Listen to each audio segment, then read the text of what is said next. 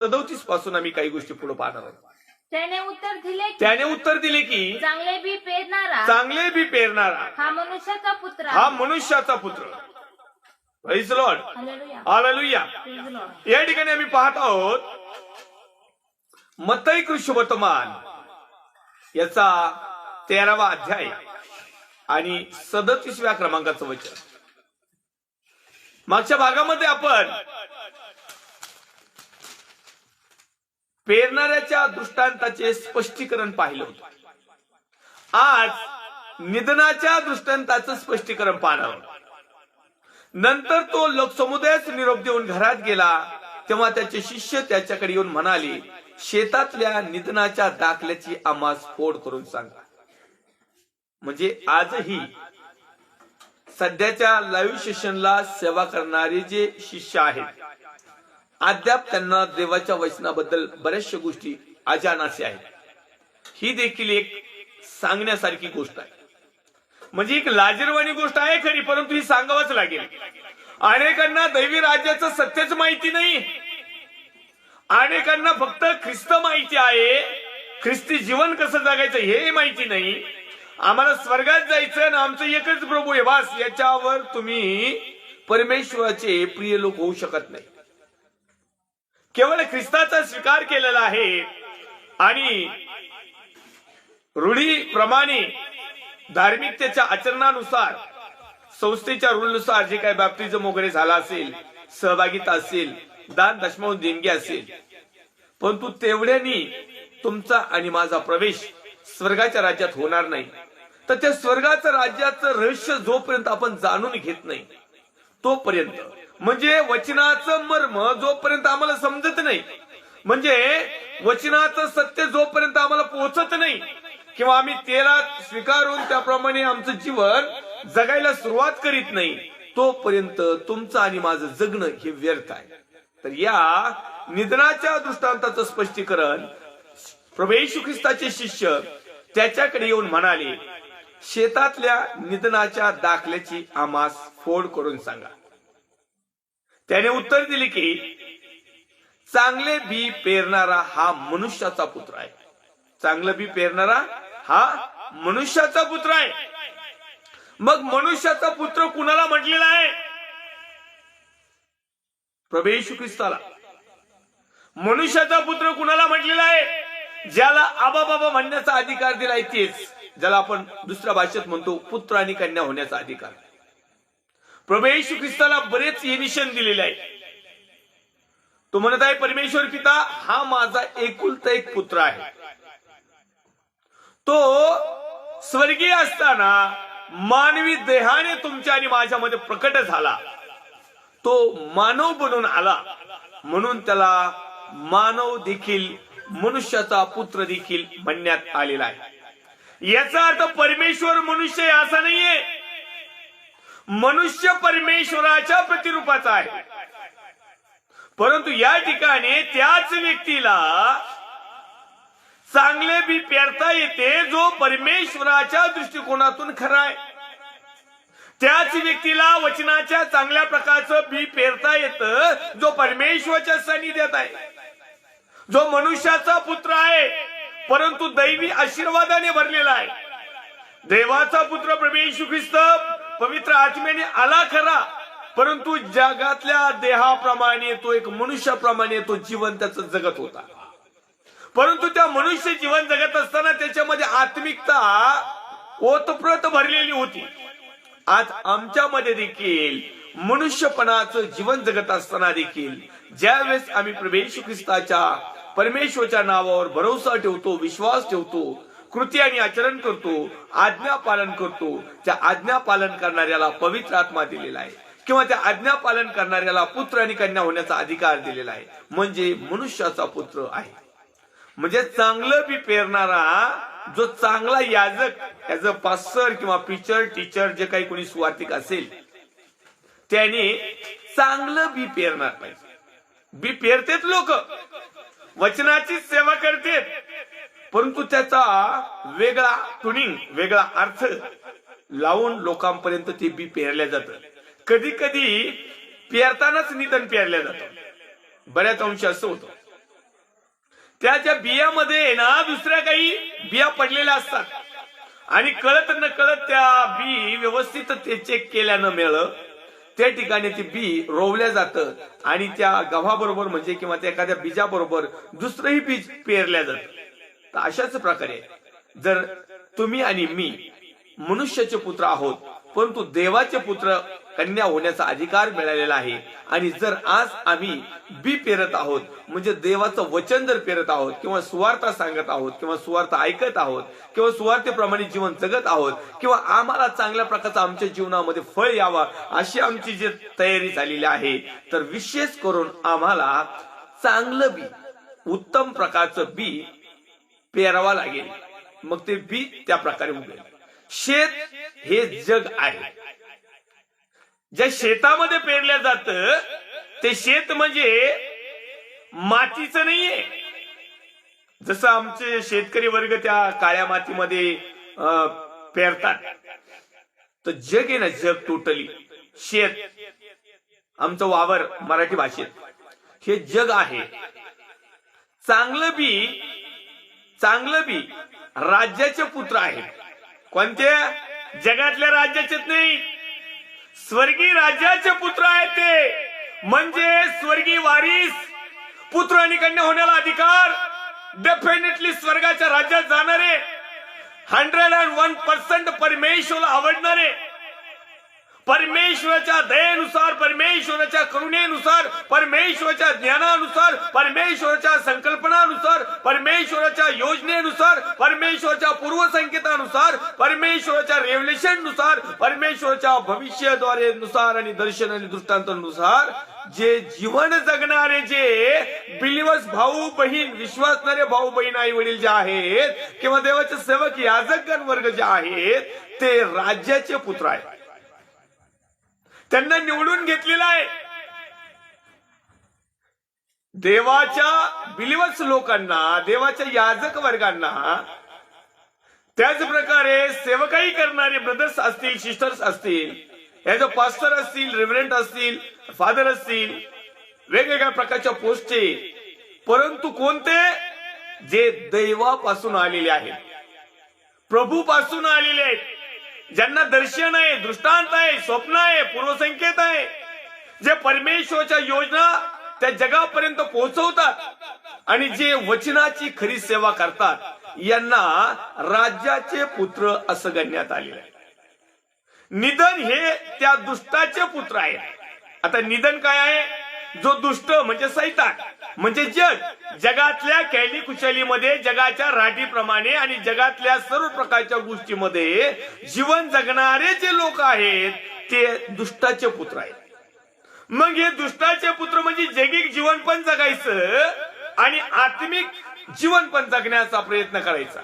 या दोन्ही गोष्टी ज्यावेळेस एकत्र येतात त्यावेळेस परमेश्वर म्हणतो हे निधन पण वाढू द्या आणि गहू पण वाढू द्या. कोण धार्मिक जीवन जगतय कोण आत्मिक जीवन जगतय कोण परमेश्वराच्या योजनेनुसार जगतय कोण परमेश्वराच्या पूर्वसंकेतानुसार जगतय कोण सत्यानुसार जीवन जगतय कोण आज्ञेनुसार जीवन जगतय कोण पवित्र आणि शुद्ध जीवन जगतय कोण अशुद्ध जगतय या दोघांना संगच वाढू द्या. भले नामधारी का असणार भले ते ख्रिस्ती का असणार भले त्यांच्या पिढ्या का ख्रिस्ती असणार त्यांच्या घरात पालखी सेवा का असणार त्याच्याशी प्रभूला काही घेणं देणं नाही. जर आमच्यामध्ये दुष्टपणा भरलेला आहे जर आमच्यामध्ये आज्ञाभंग भरलेला आहे जर आमच्यामध्ये सैतानाचे दुर्गुण आहेत किंबहुना आम्ही प्रभूचा स्वीकार केल्यावरही जगातल्याच खेळी कुशलीमध्ये आमचं जीवन रममाय करतो आणि देवाच्या आज्ञेचं उल्लंघन करतो अशांना परमेश्वराच्या वचनानुसार तो म्हणत आहे की निधन हे त्या दुष्टाचे पुत्र आहे म्हणजे त्या सैतानाचे पुत्र आहेत. आणि चांगले बी पेरणारा हा मनुष्याचा पुत्र आहे. शेत हे जग आहे आणि चांगलं बी हे राज्याचे पुत्र आहे. चांगलं बी म्हणजे चांगली सेवक आहे चांगला विश्वास वचनाप्रमाणे आचरण करणं होता येईल तेवढं शुद्ध पवित्र जीवन जगणं हे राज्याचे पुत्र आणि निधन त्या दुष्टाचे पुत्र. ते पेरणारा वैरी हा सैतान आहे. आता हे निधन पेरणारा जो आहे त्याला वैरी म्हटलेला आहे त्याला सैतानही म्हटलेला आहे.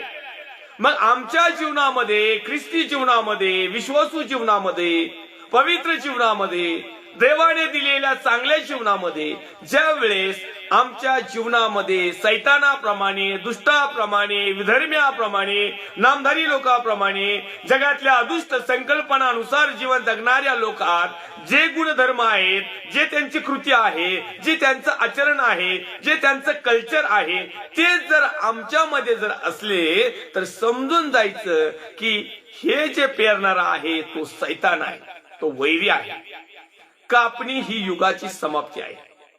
कापणी केव्हा होईल? युगाच्या समाप्तीला. आणि आता तुम्ही आणि मी आहोत कापणीच्या समयाला. आता कापणीचा समय चालू झालेला आहे. आणि म्हणून तर काल मी छातीटोक मोठे पण म्हटलो की मला कापायलाच पाठवलंय.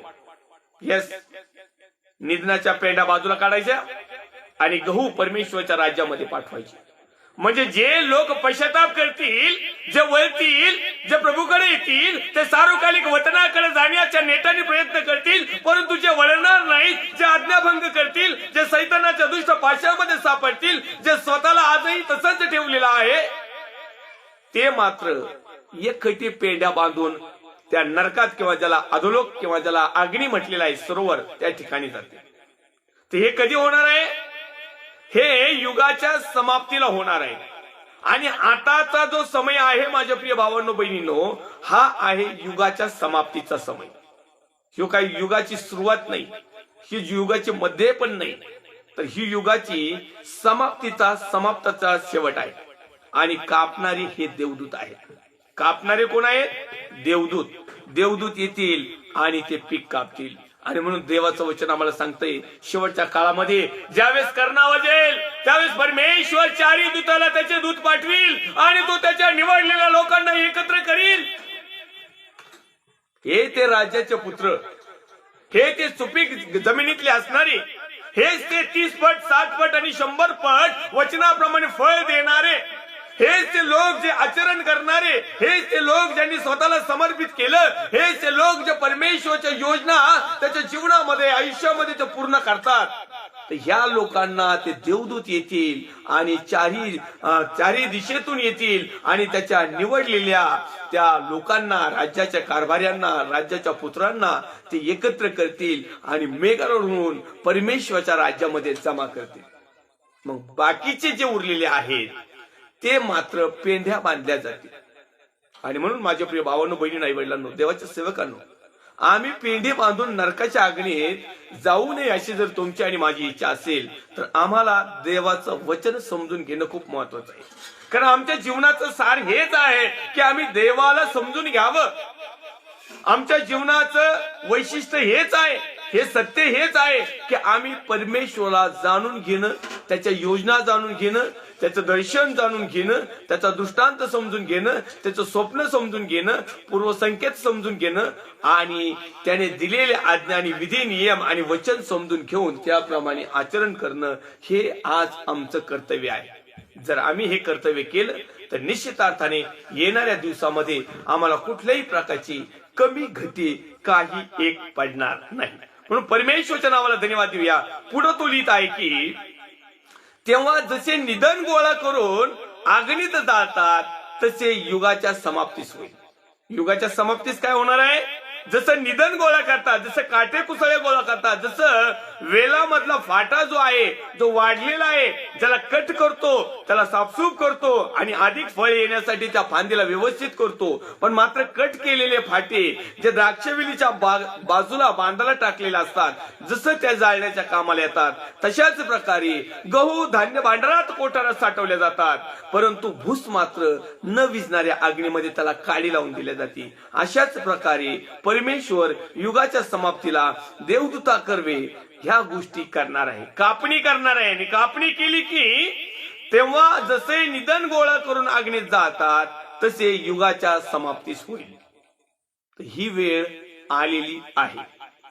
म्हणून तुम्हाला आणि मला सावध होणं खूप गरजेचं आहे. मनुष्याचा पुत्र आपल्या दूतांना पाठविल आणि ते सर्व अडखळविणाऱ्यांना व अनाचार करणाऱ्यांना त्याच्या राज्यातून जमा करून त्यांना अग्नीच्या भट्टीत टाकतील. तिथे रडणे व दात खाणे चालतील. तेव्हा नीतिमान आपल्या पित्याच्या राज्यात सूर्यासारखे प्रकाशतील. ज्याला कान आहे तो ऐको. ज्याला कान आहे तो ऐको. आम्हाला जगातले कान खूप तीक्ष्ण आहेत. आम्हाला भीतीच्या पलीकडे सुद्धा बोललेलं समजतं. आम्हाला अशी ओठाची भाषा सुद्धा समजते. एखाद्याने आपल्याकडे बघून दोन लाने असं जरी केलं ना तरी समजून जाते आपल्याविषयी बातचीत केली म्हणून. इतकं टेक्निकल मोठं, इतकं नॉलेज. मग आज या ठिकाणी परमेश्वरचं वचन आम्हाला सांगतं की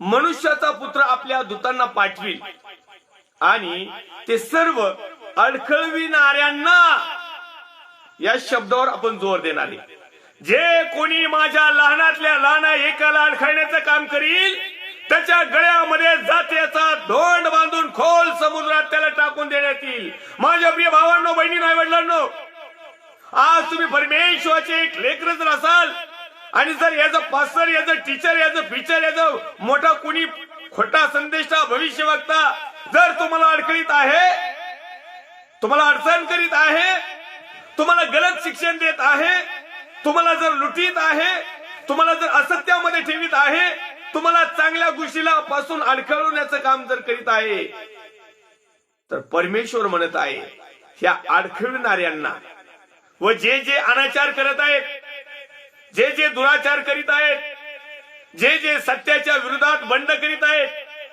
जे जे सत्याची वाणी ऐकू देत नाही, सांगू देत नाहीत, जे त्यांना विरोध करत आहे, असे अनाचार करणाऱ्यांना जिथं जिथं असतील त्याच्या राज्यातून, जिथं कुठं असतील ना, जिथं कुठं असतील त्यांच्या राज्यातून जमा करणार प्रभू त्यांना. आणि जमा करून काय करणार? त्यांना अग्नीच्या भट्टीत टाकतील. अग्नीच्या भट्टीत टाकतील. तिथे काय होईल? रडणं व दात खाणं चालेल. मग तुमची इच्छा आहे का की आम्ही इतरांना अडखळण व्हावं? अनेक बिलीवर्स आहेत नामधारी 4 पिढ्याचे, ते नव्याने आलेल्या लोकांना अडखळण बनत आहेत. त्याच्यामध्ये 2-3 मिनिस्टर भरपूर आहेत. आता मी त्यांची नावं रात्रीच घेतलेली होती. लोकांना अडखळण्याचं काम करीत आहे. मग तो किती मोठा पोप साहेब असू नाही ते एवढंच छोटा साहेब असू, अडखळीत असाल तर तुम्हाला अग्नीच्या सरोवरापासून कोणीही रोखू शकत नाही. आजही वेळ गेलेली नाही. आजही अडखळण करण्याचं सोडून द्या. पश्चाताप करा. तुम्हीही वळा आणि तुमच्या लोकांनाही वळवा. जर तुम्ही वळाले नाही आणि तुमचे लोकही जर वळाले नाही, आजही तुम्ही मूर्तीपूजा चालूच ठेवली, आजही तुम्ही देवाला न आवडणाऱ्या गोष्टी जर ख्रिस्ती लोकांना मी तुम्हाला म्हणत आहे, जे नॉन बिब्लिकल आहेत किंवा नॉन ख्रिश्चन आहेत किंवा जे विश्वास ठेवीत नाहीत किंवा ज्यांना ख्रिस्ताचं माहित नाही, हे लोक मूर्तीपूजा त्यांच्याबद्दल नाही बातचीत करत. ख्रिस्ताचा स्वीकार करून ख्रिस्ती जीवन जगण्यात असताना मूर्तीपूजा करतात आणि खुशाल त्यांचे मोठाले मोरके त्यांना मूर्तीपूजा करायला लावतात, तेच आणून ठेवितात. याचा अर्थ तुम्ही परमेश्वराच्या छोट्या छोट्या लेकरासमोर अडखळण करतात. त्यांना मूर्तीपूजा तुम्ही करायला लावत आहात. मग तुम्ही करणारे, तुम्ही लावणारे, तुम्हाला दोघांनाही अग्नीचं सरोवर भेटेल. आय प्रोफेसाय, मी प्रभू येशूच्या नावात मत्ती सुसमाचार अध्याय क्रमांक 13 आणि वचन क्रमांक 43च्या माध्यमातून भविष्यवाणी करतो, 42च्या माध्यमातून भविष्यवाणी करतो की त्यांना अग्नीच्या भट्टीत टाकण्यात येईल. तिथे त्यांचं रडणं व दात खाणं चालेल. तेव्हा नीतिमान आपल्या पित्याच्या राज्यात.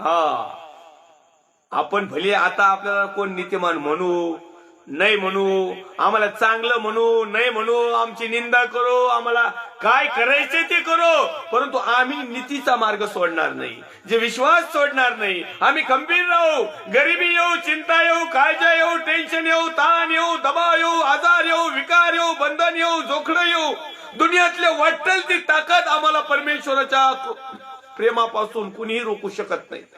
आणि अशा स्थितीमध्ये जर आम्ही प्रभूमध्ये जर ठाम राहिलो तर परमेश्वर त्या प्रिय लेकरांना म्हणत आहे, तेव्हा नीतिमान आपल्या पित्याच्या राज्यात सूर्यासारखे प्रकाशतील. आज आम्हाला छोटं जरी म्हटलं तरी काही प्रॉब्लेम नाही, पण तो परमेश्वरच्या राज्यात तुमचं आणि माझं ठिकाण एक चांगल्या प्रकारचा दर्जा आहे. लोकांना स्वर्गाच्या राज्यातला दर्जा नको आहे, लोकांना इथला दर्जा हवाय. आणि म्हणून अनेक लोक स्वतःचं परिवर्तन करून घेत नाही. ही एक खेदाची गोष्ट आहे. पुढे तो लिहित आहे मत्ती कृष्णवर्तमान अध्याय क्रमांक 13 आणि वचन क्रमांक 44 आम्ही जर पाहिलं तर त्याची हेडलाईन्स आहे ठेव, मोती व जाळे यांचा दृष्टांत. यामध्ये देखील स्वर्गाचं राज्य शेतात लपवलेल्या ठेवीसारखे आहे. प्रभू येशू ख्रिस्त ज्या वेळेस त्याचं मुख उघडायचा, प्रभू येशू ख्रिस्त ज्या वेळेस शुभवर्तमान सांगायचा, प्रभू येशू ज्या वेळेस सुवार्ता सांगायचा, प्रभू येशू ज्या वेळेस पित्या परमेश्वराने पाठवलेला हेतू लोकांपर्यंत पोहोचवण्याचं काम करायचा, त्या वेळेस तो प्रत्येक टायमिंगला स्वर्गाच्या राज्याविषयीच बोलायचा. आज आमच्या याचकांना स्वर्गाच्या राज्याविषयी बोलणं येतच नाही.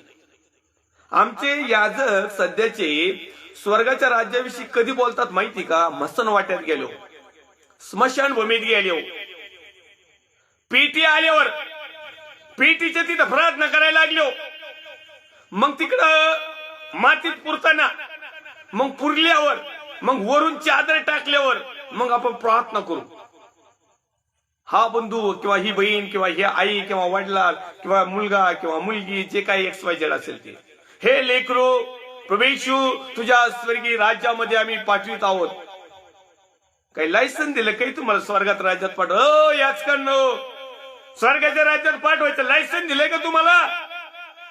जिवंत असताना चर्च मध्ये असताना त्याला स्वर्गाच्या राज्याविषयी काही सांगितलं का? आणि त्याचा खुशाल पाठवून माझा विश्वास आहे आजच हा भाऊ सुखलोकात असेल, स्वर्गाच्या राज्यात असेल.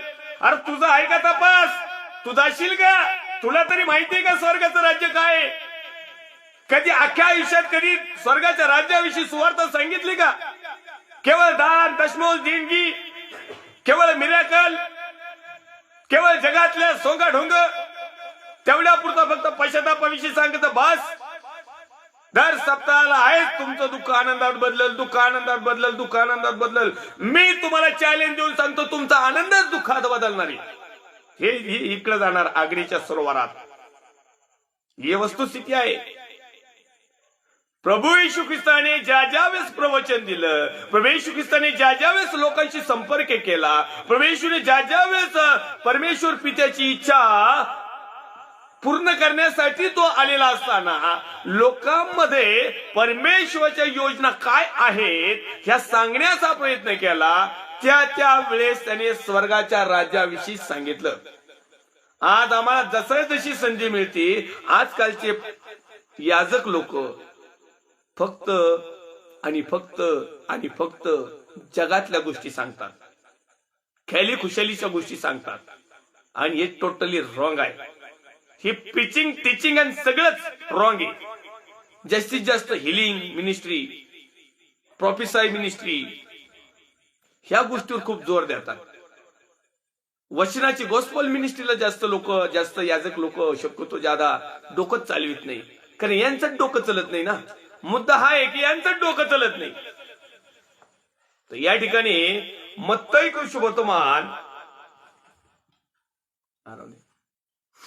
कृष्णवर्तमान अध्याय क्रमांक 13 वचन क्रमांक 44 त्याची हेडलाईन्स आहे ठेव, मोती व जाळे याचा दृष्टांत.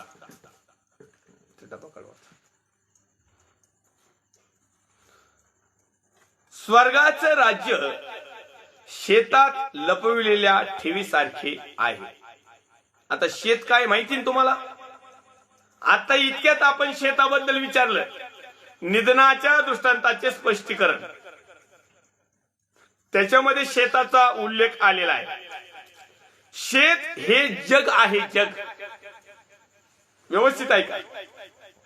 आपण आताच थोड्या 5-10 मिनिटापूर्वी शेत हे जग आहे, चांगलं बी राज्याचे पुत्र आहेत, ठीक आहे, म्हणजे शेत हे जग आहे. आता इथं काय लिहितंय? स्वर्गाचं राज्य शेतात लपवलेल्या ठेवीसारखं आहे. शेतात जगामध्ये लपवलेल्या ठेवीसारखं. आता जगामध्ये काय ठेवलंय? आमचं डबुल आहे. आम्ही काय ठेवलंय? पैसा, अडका, इस्टेट, प्रेस्टेज, नावलौकिक, धनसंपदा, वाहवा, खेली खुशाली, सगळ्या प्रकारचा हाहाकार, सगळ्या प्रकारचं पाप, सगळ्या प्रकारचं कुकर्म, सगळ्या प्रकारचं दुष्कर्म, सगळ्या प्रकारचा आज्ञाभंग, सगळ्या प्रकारचं असत्यता या जगामध्ये भरलेली. आणि या जगामध्ये परमेश्वराचे जे लेकर आहेत, विश्वासणारे भाऊ बहीण, आई वडील, त्याचप्रमाणे देवाची सेवा करणारे देवाचे सेवक वर्ग, आज परमेश्वरचं वचन सांगते की स्वर्गाचं राज्य शेतात लपवलेल्या ठेवीसारखं आहे. शेत म्हणजे आपलं वावर, आपलं काळी आई, धनधान्य दे, आहे की नाही? तर स्वर्गाचं राज्य शेतात लपवलेल्या ठेवीसारखं आहे. आता शेतामध्ये काय ठेवली? ती कोणा एका मनुष्याला सापडली आणि त्याने ती लपून ठेवली. त्यांनी ती लपून ठेवली परत. बघा आता, स्वर्गाचं राज्य शेतात लपवलेल्या ठेवीसारखं आहे. म्हणजे राज्य लपवलेले एक ठेवीसारखं आहे. ती कोणा एका मनुष्याला सापडली. आता ती ठेव त्याला सापडली आणि त्याने ती लपून ठेवली. परत त्याने ती लपून ठेवली. मग आनंदाच्या भरात तो जातो, आपले सर्वस्व विकतो आणि ते शेत विकत घेतो. आनंदाच्या भरात तो जातो, आपलं सर्वस्व विकतो आणि ते शेत विकत घेतो, ज्या शेतात स्वर्गाचं राज्य आहे, किंवा ज्या शेतात ती स्वर्गाचं राज्य जे आहे ते लपवलेली जी ठेव आहे, ती ठेव त्याला ज्यावेळेस भेटती त्यावेळेस तो ठेवतो आणि संपूर्ण त्याचं नसल काय किंमत असेल तेवढी देतो आणि ते सर्वस्व विकतो, त्याचं जे काय असेल बाकीचं, आणि ते शेत विकत घेतो. स्वर्गाचं राज्य, सार्वकालिक वतन, देवाचा पुत्र म्हणण्याचा अधिकार, परमेश्वराच्या राज्यातला वारीस, तारणाचा मुकुट, तारण, हे सगळ्या गोष्टी आम्हाला मिळाल्या पाहिजे. कारण आम्ही मोबाईल आमच्याकडं प्रकटीकरणाच्या पुस्तकामध्ये एक विशिष्ट अशी घटना आहे आणि ती घटना याच तुम्हाला रेफरन्स साठी मी या ठिकाणी सांगू इच्छितो. प्रकटीकरणाचं पुस्तक अध्याय क्रमांक 2 वचन क्रमांक 10. मरेपर्यंत तू विश्वासू राहा म्हणजे मी तुला जीवनाचा मुकुट देईन. जीवनाच्या मुकुटाविषयी सांगितलं. मरेपर्यंत विश्वासू म्हणजे रक्तसाक्षी पर्यंत जेवढे जेवढे रक्तसाक्षी झाले त्यांना जीवनाचा मुकुट मिळेल. त्याच्यानंतर अविनाशी मुकुट, पहिलं कोरिन्थीकरास पत्र अध्याय क्रमांक 9 आणि वचन क्रमांक 24 आणि 25 मध्ये अभिमानाचा हर्षाचा मुकुट, पहिलं थिस्सलुनीकरास पत्र अध्याय क्रमांक 2 वचन क्रमांक 19. नीतिमत्वाचा मुकुट, दुसरं तिमोथी अध्याय क्रमांक 4 वचन क्रमांक 8. गौरवी मुकुट, पहिलं पेत्र अध्याय क्रमांक 5 वचन क्रमांक 4. आणि जीवनाचा मुकुट, प्रकटीकरण 2 अध्याय वचन क्रमांक 10. आपल्याला मरेपर्यंत विश्वासू राहायचं आहे. आपल्याला जिवंतपणीच नाही राहता येत तर मरेपर्यंत केव्हा राहणार आहे? आणि मग हे जी ठेव आहे, हे जे बक्षीस आहे, हे जे लपवलेलं एक अशी काही गुप्त ठेव आहे आमची, स्वर्गाच्या राज्यातली ठेव, सगळ्या प्रकारचे मुकुट. आता तुम्हाला फक्त मुकुटच सांगितलेत मी. पुढे जसा जसा विषय जाईल ना, तुम्हाला अंगठी दाखवल, बऱ्याच गोष्टी देईल, ड्रेस, राजवस्त्र. तर स्वर्गाचं राज्य शेतात लपवलेल्या ठेवीसारखं आहे. एखादं शेत आहे आणि त्या शेतामध्ये अद्भुत असा खजिना ठेवलेला आहे. ती कोणा एका मनुष्याला सापडली आता या शेतामध्ये, शेत म्हणजे जग आहे आणि जगामध्ये अशी एक गोष्ट दपडून ठेवलेली आहे, असं एक शेती आहे, असं एक वावर आहे की त्याच्यामध्ये ती ठेवली आणि ते आमचं मनुष्य जीवन जगत असताना आमच्या अंतःकरणात ती ठेवलेली. जो कोणी अंतःकरणाला सुरक्षित ठेवतो, जो कोणी अंतःकरणाला पवित्र ठेवतो, जो कोणी अंतःकरणात त्या ठेवीला व्यवस्थित ठेवतो आणि ती ठेव दुसरी तिसरी नसून देवाचं अनमोल वचन आहे. ती ठेव दुसरी तिसरी नसून सत्य आहे. ती ठेव दुसरी तिसरी काही नसून आमचा कृतिशील विश्वास आहे. ती ठेव तुमच्या आणि माझ्यासाठी आध्यात्मिक उन्नतीसाठी असणारा स्पिरिच्युअल पॉवर आहे. ती ठेव म्हणजे आमच्यासाठी आज्ञा पालन आहे. ती ठेव ठेवीत असताना या ठिकाणी त्याने त्याचं सर्वस्व विकलं आणि ते वावर विकत घेतलं.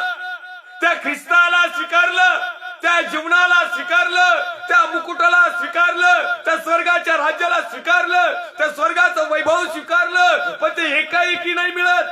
देवाचा पुत्र प्रभू ख्रिस्ताने तुमचं आणि माझं तारण व्हावं, तुमच्या आणि माझ्या पापाची क्षमा मिळावी म्हणून त्याचं पवित्र आणि अनमोल रक्त सांडलं आणि तुम्हाला आणि मला विकत घेतलं. म्हणजे काय डायरेक्ट स्वर्गाच्या राज्यात काही एंट्री दिली का? नाही, काही लय तानू म्हणते, बापा मी स्वर्गाच्या राज्यात 100% आलो, मी विश्वास ठेवतो कारण तू माझ्यासाठी रक्त सांडलं. रक्त सांडलं म्हणजे तुम्हाला स्वर्गाच्या राज्यात नेलेलं नाही, लक्षात घ्या. रक्त सांडलं फक्त तुम्हाला गुलामगिरीतून सोडवलंय, तुम्हाला पापांची क्षमा केली. परंतु पुन्हा एक वार तुम्ही पाप करून आता प्रभू येशू रक्त सांडवणार नाही. तुमचं पाडी ना, आता तुमचं, येस तुमचं पाडी. तर ही ठेव जर आम्हाला भेटली तर आमचं असल नसल ते विक. आता आणखीन एक उदाहरण सांगतो. कोणी एक मनुष्य परमेश्वराचा पुत्र प्रभू येशू ख्रिस्ताकडे आलं आणि त्याला म्हटलं, प्रभूजी मला तुमचं काम करायचंय, देवाच्या राज्याचं काम करायचंय. तो म्हणला ठीक आहे.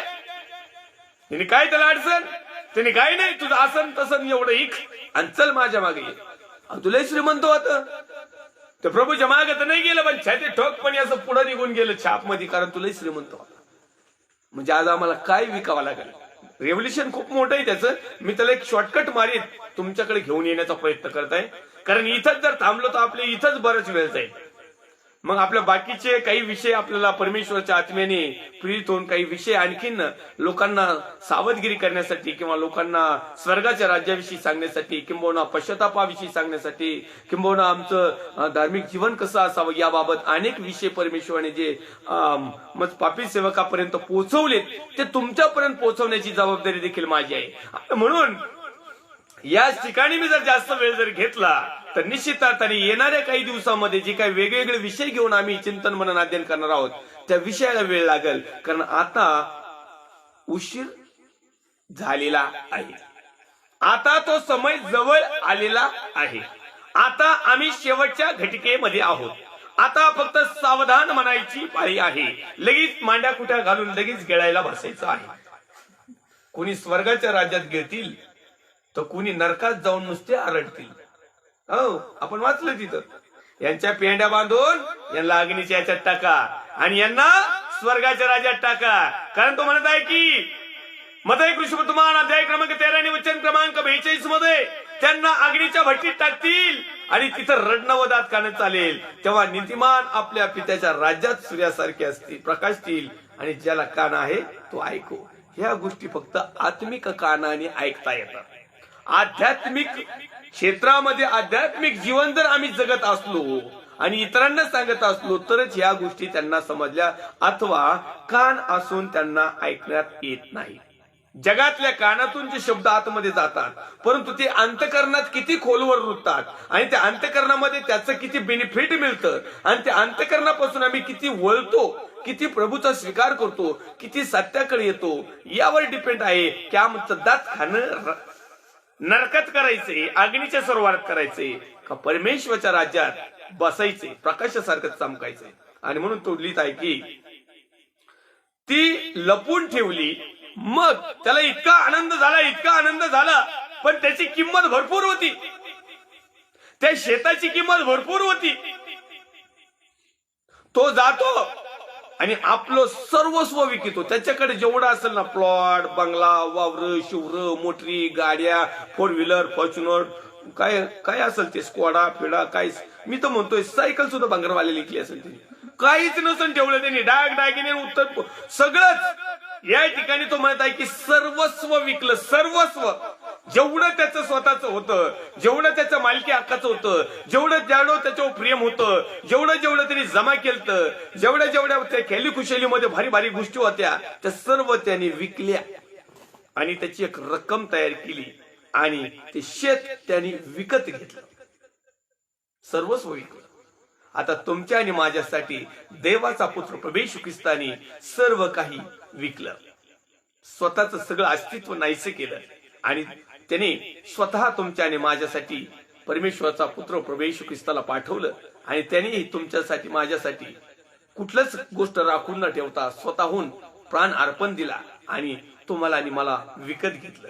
आज तुम्हाला आणि मला मोलाने विकत जर घेतलेला आहे तर पुन्हा एक वार आम्ही नरकात जाऊ नये, पुन्हा एक वार आम्ही अग्नीत जाऊ नये, ही त्याची इच्छा आहे. म्हणून या ठिकाणी लिहित आहे की आपले सर्वस्व विकतो आणि शेत विकत घेतो. आता मला एक प्रश्न आहे, आपला विषय चिंतन, मनन आणि अध्ययन. चिंतन, मनन आणि अध्ययन, आम्ही 3 गोष्टी करत आहोत वन टाइम. एखाद्या वचनावर चिंतन पण करतो, त्याचं मनन पण करतो आणि त्याचं अध्ययन पण करतो, म्हणजे ते स्टडी करतो, त्याला तपासतो, ते शिकवतो, त्याप्रमाणे आचरण पण करण्याचा प्रयत्न करतो. आणि म्हणून अनेक लोकांना असं वाटतं की हा जो विषय आहे, प्रकटीकरण, भविष्यवाणी, दर्शन, दृष्टांत, स्वप्न, पूर्वसंकेत, परमेश्वरच्या योजना, आज 112वा भाग आहे, अनेक दिवसापासून चाललेला आहे. चिंतन, मनन, अध्ययन करणं खूप महत्वाचं आणि गरजेचं आहे. जोपर्यंत आम्ही चिंतन करत नाही, जोपर्यंत आम्ही मनन करत नाही, जोपर्यंत आम्ही अध्ययन करत नाही, तोपर्यंत आमची आध्यात्मिक उन्नती होत नाही. लोक चिंतनही करीत नाही, मननही करीत नाही, अध्ययनही करीत नाही, त्यांना काही घेणं देणं नाही. त्यांना फक्त संडे टू संडे बस, जो सण येईल तेवढाच. स्वर्गाच्या राज्याविषयी काही माहिती नाही, अहो याच कारणाच माहिती नाही. आता आम्ही आतापर्यंत मत्तई कृष्णवर्तमान सुरू झाल्यापासून, नवा करार सुरू झाल्यापासून योहानाने स्वर्गाच्या राज्याविषयी सांगितलं, येशू ख्रिस्ताने स्वर्गाच्या राज्याविषयी सांगितलं. आज आम्ही या इतक्या अध्यायापर्यंत येताना प्रभू येशूची सुवार्ता केवळ स्वर्गाच्या राज्याचीच आहे. मग मला सांगा, स्वर्गाच्या राज्याची सुवार्ता आपल्यापर्यंत पोहोचली आहे का? आपल्या याजक साहेबांनी, पाळक साहेबांनी, फादर साहेबांनी तुम्हाला सांगितलं आहे का? नुसतं म्हणायचं नाही चांगलं वागा म्हणजे स्वर्गात जाईल. प्रेम, दया, शांती, तिथे देवाची वस्ती आणि तेवढ्या पुरती वस्ती, आणि नंतर लगेच नालास्ती, आणि मग तिथून पुढे बाहेर आलं का लगेच चर्चा बाहेर कुस्ती, आणि मग बाकीचे करतात मस्ती, आणि मग धार्मिकता एकदम सस्ती, काही घेणं देणंच नाही. लोकांना धार्मिकतेचं फार वाटोळ करून टाकलं. स्वर्गाच्या राज्याविषयी काही माहिती नाही, असली तर ती सांगायची नाही, सांगितले तर आपलं बजेट कमी होईल. आता इथं बिचाऱ्याने सर्वस्व विकलं, आम्हाला सुद्धा दानपत्र सोडता येत नाही, दशमांश सोडता येत नाही. एखाद्या महिन्याचं सोडून बघा, याजक साहेबांनो, एखाद्या महिन्याचं सोडून बघा, देतात ना लोक तुम्हाला. धन्यवाद, तुम्ही घेता, तुम्ही चूक करीत नाही. मी प्रामाणिकपणे तुम्हाला सांगतो, आपलं चिंतन म्हणून अध्ययनामध्ये एक मित्र या नात्याने, एक याजक या नात्याने, एक 22 वर्षाचा प्रदीर्घ अनुभव या नात्याने, एक पवित्र आत्म्याची सेवा करत या नात्याने, एक वचनाची मिनिस्ट्री आहे त्या नात्याने, दुसरी गोष्ट परमेश्वराच्या अधिकारवाणीने मी बोलतो या नात्याने, आणि एक तुमचा लेकरू, भाऊ बहीण या नात्याने मी तुम्हाला सांगू इच्छितो, 1 महिन्याचा दशमांश सोडून द्या, देणगी सोडून द्या, दानही सोडून द्या, आणि ते जमा करा आणि अनाथ विधवा यांना द्या. बघा किती आनंद वाटतोय. मला नाही वाटत तुम्हाला असं केलं आनंद वाटत म्हणून. तुमच्या पाळकीन बाई तुमचं डोकंच पडते. खुशाल दानपत्र सोडून दिले आणि नेमकं सणावाराचं सोडून द्यायचं. असं नाताळ म्हणजे ते कसं मोठं असतं ना जरा, मग सोडून द्यायचं. नाही भांडणं झालं तर तिथून पुढं पाळकाचे जगेच पाडून टाकते घरी गेले. टाय कोट नाही, मी म्हणतो 500 बसायला बसली एखाद्याला, असं टाय वाढता काय सांगता येत नाही. आजकाल टाय कोटची पॅशन झाली. या ठिकाणी तो लिहित आहे, पहिल्यांदा 44 क्रमांकाच्या वचनामध्ये आम्ही पाहिलं, स्वर्गाचं राज्य शेतात लपवलेल्या ठेवी सारखं आहे. स्वर्गाचं राज्य लपवलेलं आहे, जर आम्हाला सापडलेलं आहे. कारण प्रभू येशू ख्रिस्त म्हणतो, मार्ग सत्य आणि जीवन मीच आहे. माझ्याकडे आल्या वाचून पित्याकडे कोणीच जात नाही. म्हणजे स्वर्गाच्या राज्यात एंट्रीच नाही, तिकडं नो चान्स. मग जर आम्हाला समजलंय की देवाच्या वचनाच्या माध्यमातून आम्ही तिथं जाणार आहोत, जग स्वर्गाचं राज्य शेतात लपवलेल्या ठेवी सारखे आहे. ती कोणा मनुष्याला सापडली आणि त्याने ती लपवून ठेवली. मग आनंदाच्या भरात तो जातो, आपले सर्वस्व विकत घेतो आणि ते शेत विकत घेतो. आणखी स्वर्गाचं राज्य चांगल्या मोत्याचा शोध करणाऱ्या कोणा एका व्यापाऱ्यासारखं आहे. एक हिरे, चांदी, माणिक, मोते, आणखीन काय काय जोते काय असतील ते डायमंड, त्याचा जो जोहरी असतो किंवा त्याचा जो जाणकार असतो किंवा त्याचा जो व्यापारी असतो किंवा त्याला सोनार म्हणा किंवा आणखीन काहीतरी त्याला, हा, तर त्याला एक अति मौल्यवान मोती आढळला. काय झालं, त्याला एक अति मौल्यवान मोती आढळला. मग त्याने जाऊन आपले सर्वस्व विकले आणि ते विकत घेतले. परत यांनी हेच केलं. जो जोहरी होता, हा जो व्यापारी होता, याला असा काही एक स्वर्गाचं राज्य असं काही त्याला मोत्यासारखं लागलं किंवा मोत्याचा शोध करणाऱ्या कोणा व्यापाऱ्यासारखा एक मोती म्हणून स्वर्गाचं राज्य म्हणून त्याला सापडलं. आता ते इतकं महाग होतं का यांनी काय केलं माहिती का, ते अति मौल्यवान मोती आढळला. मग त्याने जाऊन आपले सर्वस्व विकलं. आता या व्यापाऱ्याकडे काही कमी असेल का, याच्याकडे डायमंड, हिरे, माणिक, मोती, सोनं, नाणं, चांदी, किकार, चिकार काय काय असेल याच्याकडे बिचारणी. पण त्याला त्याची किंमत इतकी मोठी होती का त्याने आपलं सर्वस्व विकलं आणि ते परत विकत घेतलं. आणखी स्वर्गाचं राज्य समुद्रात टाकलेल्या एखाद्या जाळ्यात सर्व प्रकारचा जीव एकत्र सापडतात त्यासारखं आहे. भरल्यावर माणसाने ते किनाऱ्याकडे ओढले आणि बसून ते चांगले ते भांड्यात जमा केले, वाईट ते फेकून दिले. चांगले ते जमा केले, वाईट ते फेकून दिले. तसे युगाच्या समाप्तीस होईल. देवदूत येऊन नीतिमानातून दुष्टांना वेगळे करतील आणि त्यांना अग्नीच्या भट्टीत टाकतील. तिथही रडणं व दात खाणं चालेल. रडणं आणि दात खाणं पेशल. तर या ठिकाणी स्वर्गाच्या राज्याचे रहस्य, स्वर्गाच्या राज्याचं दृष्टांत, स्वर्गाच्या राज्याचं स्पष्टीकरण, स्वर्गाच्या राज्याचं एक विशिष्ट असं दर्शन, त्याची एक झलक आम्हाला दिलेली आहे की ते इतकं आहे की आम्हाला स्वतःच सर्वस्व दिल्याशिवाय ते मिळणार नाही. लक्षात घ्या, तुमच्या दानपात्र देणगीन तुमच्या दाशमांसाला कोणी खात नाही, कोणीच खात नाही. किती द्या, स्वर्गाचं राज्य मिळू शकत नाही. तुम्हाला सर्वस्व द्यावं लागेल. जीव, आत्मा आणि शरीर, संपूर्ण विचार, संपूर्ण गोष्ट जोपर्यंत तुम्ही परमेश्वराला समर्पित करीत नाहीत, जोपर्यंत सर्वस्व विकित नाहीत. सर्वस्व म्हणजे काय आमचं माहिती का? माझं सर्वस्व, तुमचं सर्वस्व, जगातलं सर्वस्व काय माहिती का? माझा मीपणा, हमपणा, गर्व, अभिमान, व्यर्थ, फुशारकी, लबाडकी, माझं वावर, माझा प्लॉट, माझं घर, माझा बंगला, माझी गाडी, माझी बायको, माझी पोरगी, माझं पोरगा, माझा बाप, माझी आई, माझे चुलते, माझे भावबंद, माझं सोनं, माझं नाणं, माझे काय काय पोस्ट असेल, हे सगळं माझं, सर्वस्व माझंच. प्रभूचं काहीच नाही, आहे का नाही? ज्या प्रभूने आम्हाला निर्माण केलं हे आमच्याच बापाचं. ज्ञानबुद्धी मग कुणी दिली? आम्ही कमावली. अरे पण देणारा कोण? काही काही भरमिष्ठ लोक येतं, काही काही ईडे लोक येतं, काही काही अनफिट लोक येतं, काही काही मंद बुद्धीचे लोक आहेत. मग परमेश्वराने जर मला बुद्धी दिली तर हे कसं काय मिळाली? का मी एवढं पुण्य कर्म केलं? तर हे सगळं काही देणारा देव, पण हे कुणाचं? आमचं. तर परमेश्वर म्हणतो आमचं आमचं म्हणतोस ना, हे सर्व तुला जे हवं आहे तेवढं ठेव बाबा.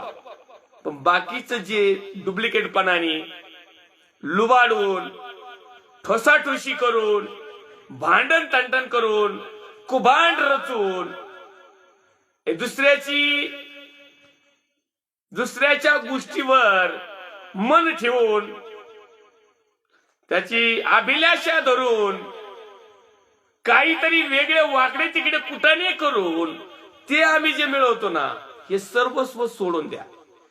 सर्वस्वामध्ये बरेच प्रकारे, आता बराच वेळ जाईल आपला. आपलं पाप, आमचं हेकेखोरपणा, हे सर्वस्व सोडून द्यावं लागेल. प्रभूसाठी मान सन्मान, आदर गौरव, पैसा, प्रॉपर्टी, स्टेटस काहीच नाही.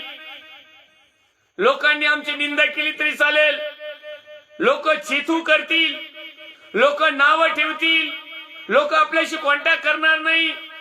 ते म्हणशील भाऊ तू स्वर्गातून उतरलेलं आहे, तूच राय बाबा पवित्र, आम्हाला नाही जगायचं. काय काय म्हणतील, तुम्हाला धुतकारतील, तुमची निंदा करतील, वेळ पडली तर तुमचा पाठलाग करतील, तुम्हाला जिवे पकडतील, जिवे मारतील, वेगवेगळ्या प्रकारचे हालाप्रश्न करतील. हे सगळं सर्वस्व तवा कुठंतरी सार्वकालिक वतन. आजकालच्या याजक लोकांना हे नकोय. त्यांना फक्त मोठी मिनिस्ट्री, मोठा पैसा, मोठं स्टेटस आणि प्रार्थना करायला एक नंबर. प्रभू स्वर्गाच्या राज्यात या भावाला, बहिणीला, आईला, वडिलाला घेऊन जा. नंतर मी गेल्यावर माझाही नंबर राहू दे, मी बुकिंग करून ठेवतो. तसं काही जाता येत नाही. तू जगातलं सगळं हेच करीत बसलास, स्वर्गाचं राज्य तू मिळवलंच नाहीस. स्वर्गाचं राज्य जिवंतपणे मिळवावं लागतं. हे आम्हाला नाविलाजाने म्हणावं लागतं. मसन वाटेत गेलो पब्लिक मध्ये, हा ठीक आहे, हे भाऊ आणि बहीण विश्वास ठेवू आपण, हे स्वर्गाच्या राज्यात असेल म्हणून. प्रभू याला शांती दी. हे काय पाळकाच्या म्हणण्यावर मिळत नसतील. पाळक जर माझ्यासारखं जर म्हणला ना, नाही मिळणार, हे स्वर्गाच्या राज्यात जाणच नाही, तर मसन वाटत मलाच पुरती आहे. त्याच्यामुळे नाविलाजाने तिथं म्हणावं लागत शांती असो, हो जाईल. पण मी असा बहादर आहे का, मी क्लिअर कट सांगतो. आता जवळजवळ 4-5 माहितीपासून मी क्लिअर सांगतो, हे जाईन का नाही मला नाही माहिती. हे किती यांनी जिवंत पाणी काय काय केले, मी डायरेक्ट बॉडी असताना सांगून मोकळा होतो. आता मला प्रभूने ती डेअरिंग दिली. आपण आता पहिल्यासारखं नाही, स्वर्गात असेल. कस काय असेल, कारण मलाही समजलं स्वर्गाचं राज्य कसं असतंय ते.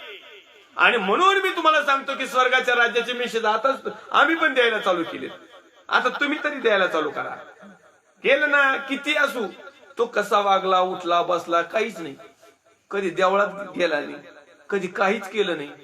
हा, आणि स्वर्गाच्या राज्यात अरे भजन मंडळी, अरे पाळकन येशूच्या नावात गेला स्वर्गात. जो म्हणतो ना असा, तोच नरकात जाणार. हा, त्याला समजून उमजून तो हे करतोय. पाप दाखवू नका, दोष दाखवू नका, न्याय करू नका, हे करू नका. पाळकांनो, स्वर्गात गेला हे कस काय म्हणता तुम्ही? तुम्हाला लायसन दिलंय का? मग मनानं सरळ ह्यो नरकात जाईन, आणि तुम्ही जर नाही सुधारले तर अख्खे घर नरकात जाईल.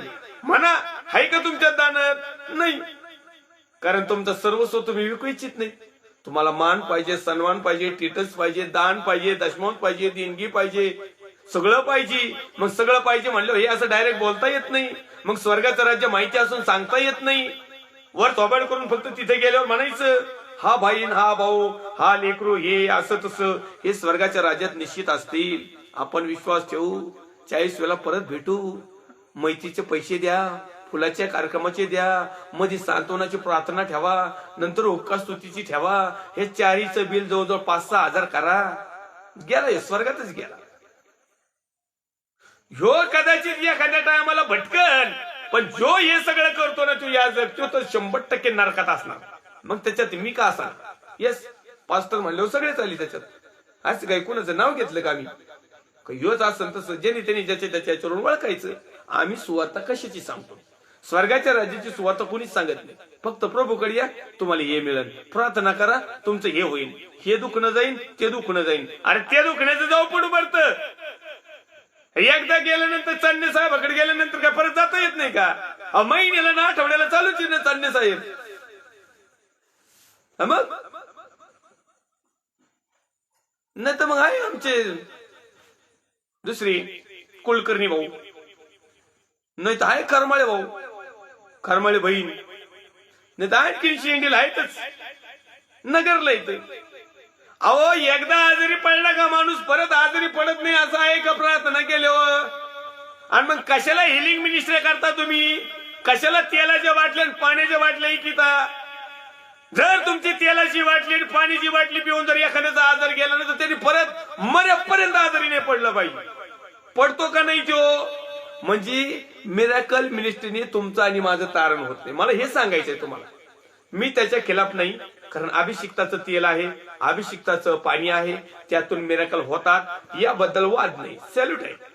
परंतु याचा अर्थ त्या व्यक्तीचा तारण झाला असं नाही. याचा अर्थ त्या व्यक्तीला सत्य समजलं असाही नाही. याचा अर्थ ती व्यक्ती स्वर्गात जाईन असंही पण नाही. कारण तुम्ही प्रार्थना केल्यानंतर तो व्यक्ती आजारी पडतो, नीट होतो, परत 2-4 वर्षांनी म्हणा का कधी का म्हणा तो काही ना काही होतच ना त्याला.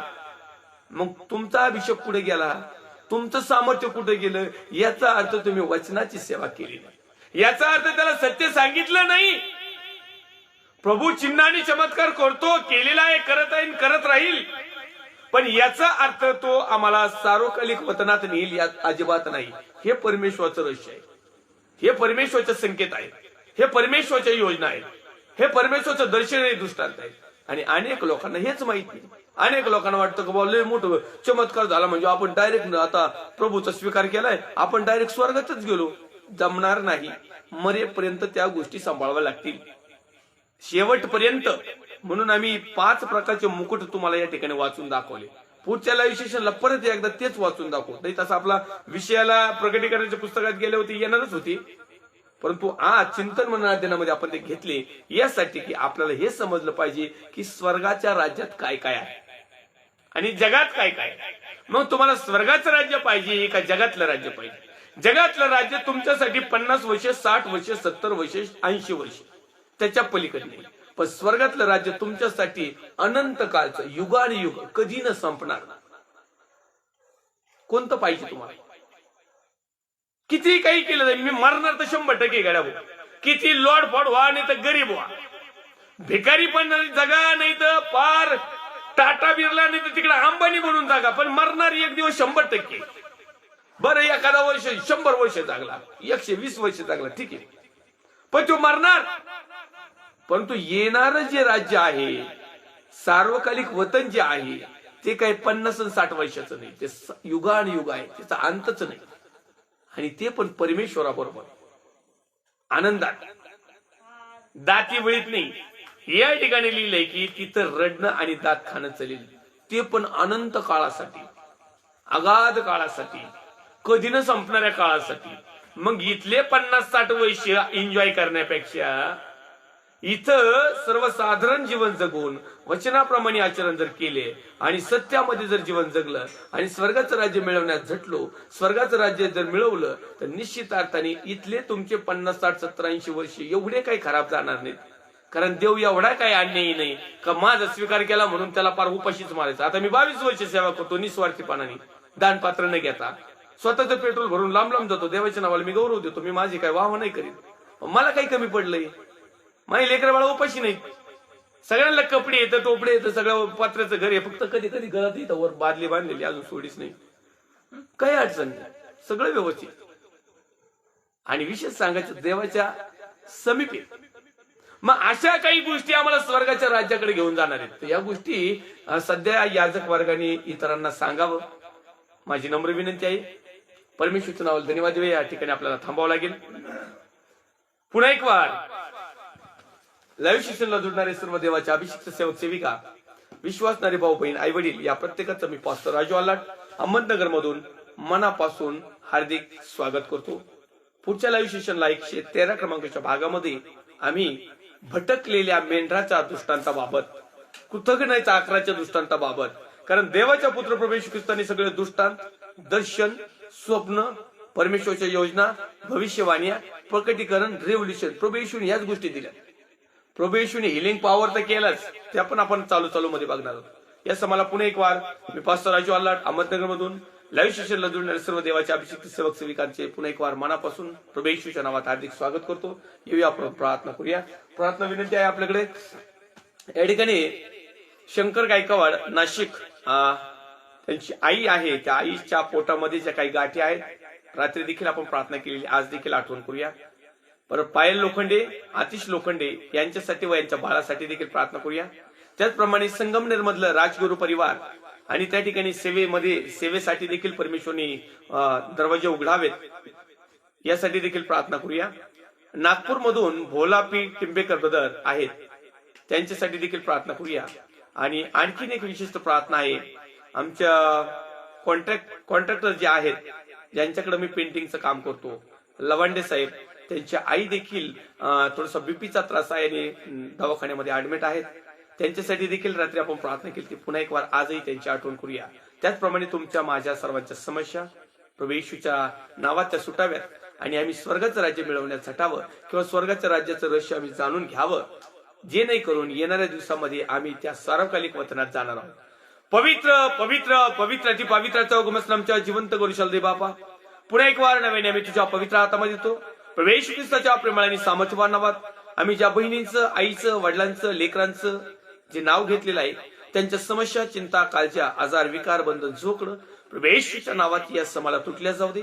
आम्ही प्रार्थना विनंती करतो माझ्या भारत देशासाठी, भारत देशातील सर्व राज्य, विशेष करून माझा महाराष्ट्र राज्याचे मुख्यमंत्री मान्य उद्धवजी साहेब, त्यांचे सर्व सहकारी टीम, विरोधी पक्ष नेते मान्य देवेंद्र फडणवीस साहेब, त्यांची सर्व सहकारी team, police department, doctors, nurse, सेवाभावी संस्था, लाईव्ह शिक्षणला जुळणारे सर्व मित्र, आप्तेष्ट, स्नेही, देवाचे अभिषिक्त सेवक सेविका, त्याचप्रमाणे भारत देशाच्या सरहदीचं संरक्षण करणारे मिलिटरी फोर्स जवान, कमांडोज, त्यांचे कुटुंबीय, सर्व शेतकरी वर्ग आणि त्यांच्या समस्या, प्रिय प्रभू लाईव्ह शिक्षणला जुळणारे, त्याचप्रमाणे ज्यांचं नाव घेऊ शकलो नाही परंतु जे विश्वासामध्ये वाढत आहेत त्या प्रत्येकाच्या समस्या, चिंता, काळज्या, आजार, विकार, बंधन, सोकडं, कर्जबाजारीपणा जे काही असेल प्रभू येशूच्या नावात त्यांच्या विश्वासाप्रमाणे, त्यांच्या कृतीप्रमाणे, त्यांच्या आचरणाप्रमाणे त्यांना उत्तर दे. आणि प्रभू तुझी दया आणि कृपा आम्हा प्रत्येकावर असू दे. 112 भागामध्ये सांभाळस आभार मानतो. या पुढचे भाग देखील आशीर्वादाचं कारण बनव. प्रभू येशू ख्रिस्त आमचा उद्धारक जो होता, जो आहे, जो येणार आहे, त्या पवित्र प्रभू येशू ख्रिस्ताच्या प्रेमळ आणि सामर्थ्यवान नावात छोटीशी प्रार्थना मागतो स्वर्गीय पित्या होई. आमेन. प्रभू येशू रक्त की जय, प्रभू येशू रक्त की जय, प्रभू येशू रक्ताचा जयकार असो. आमेन, आमेन, आमेन. Praise the Lord. Thank you. God bless.